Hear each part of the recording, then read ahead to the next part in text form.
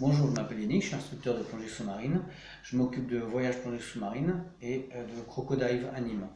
Donc aujourd'hui, je vais vous parler du masque. Pourquoi quelques rappels sur le masque? Parce que ce matin, j'étais à la piscine et je vois des gens qui sortent leur masque de l'emballage et qui se mettent à l'eau.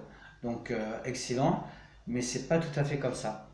Pourquoi? Parce qu'en fait, qu'est-ce qui va se passer dès que je vais mettre mon masque à l'eau?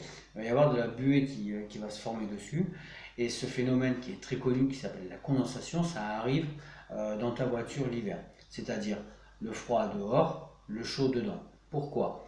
Alors on va voir ça tout de suite, mais avant, il fallait que je fasse un petit rappel pour ceux qui partent avec moi dans moins d'un mois là, à, au Vietnam. Donc le Vietnam fin mars, non, le Vietnam du 15 au 23 pour découvrir des nouveaux sites et voir les îles de Quan Dao et de Phu Quoc. Voilà.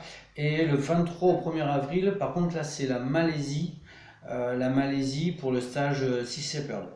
Après, je ne l'ai pas dit, Sea Shepherd. Et après, le 1er avril, c'est direction les Philippines, à Malapascua, pour l'apnée. Voilà. Mais bon, on aura l'occasion d'en reparler. Alors, le masque. Justement, un masque d'apnée, petite capacité d'air. Voilà. Pourquoi une petite capacité d'air? Parce que quand tu vas descendre, la pression va venir plaquer ton masque et tu vas avoir besoin de rajouter un peu d'air dedans, à l'intérieur, pour qu'il récupère sa forme initiale. Voilà, et pour pas avoir un effet de succion au niveau des yeux. Petite capacité pour l'apnée. Voilà. Pour le snorkeling, on va avoir une capacité moyenne. Voilà.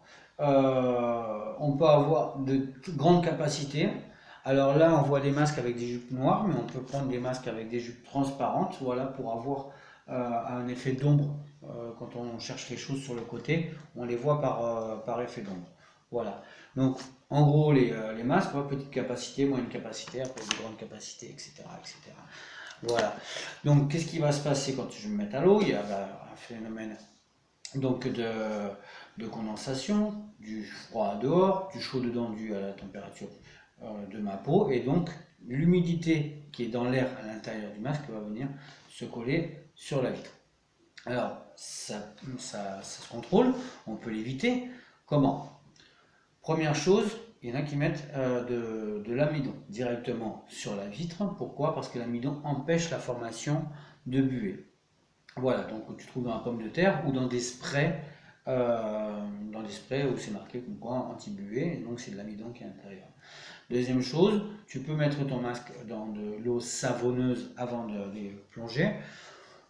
C'est pas plus recommandé que ça pour la nature et du fait que tu risques d'avoir une réaction au savon.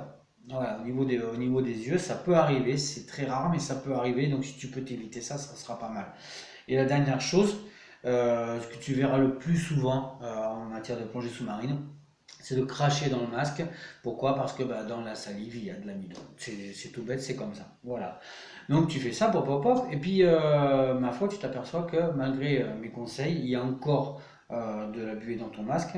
Alors c'est peut-être parce que le masque, une fois quand tu l'achètes, il est traité pour le transport. Voilà, pour les rayures, etc. Donc dehors, c'est un petit film en plastique que tu enlèves. Mais à l'intérieur, en fait, c'est une fine pellicule protectrice qui s'enlève d'une seule manière. En fait, voilà, si je retrouve...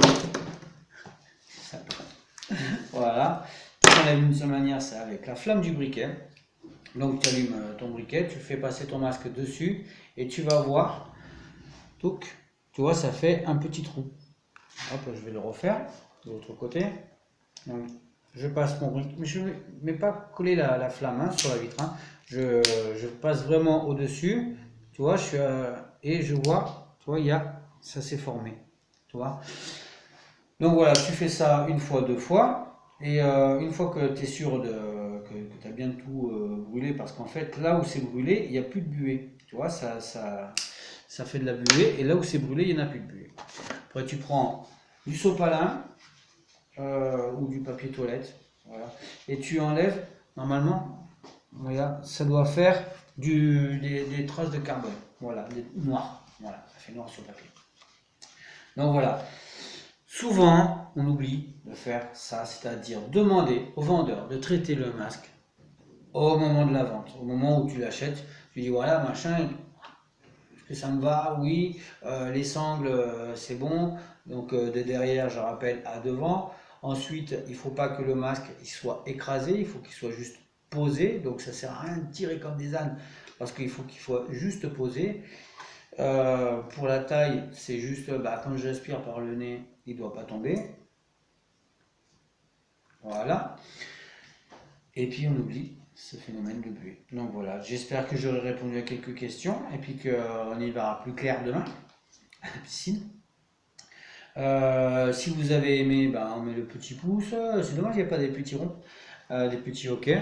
Et puis si vous avez des questions, vous me les envoyez en message privé ou bien me marquez en dessous, etc. Je referai une vidéo. On va parler d'autres choses encore parce que je rappelle que dans moins d'un mois, c'est direction le Vietnam, qu'ensuite c'est la Malaisie et après c'est les Philippines. Derrière ça, je vais essayer peut-être d'organiser un truc pour la Thaïlande, quoi qu'il en soit, fin d'année. C'est toujours prévu de passer le nouvel an donc aux Maldives. Voilà. Je vous fais des bisous, je vous souhaite plein de bulles, et plein de soleil. Ici à Nîmes, on a un très très gros soleil malgré que nous soyons fin février, le 20 quelques. Voilà. Et je vous dis à très bientôt. Bye bye.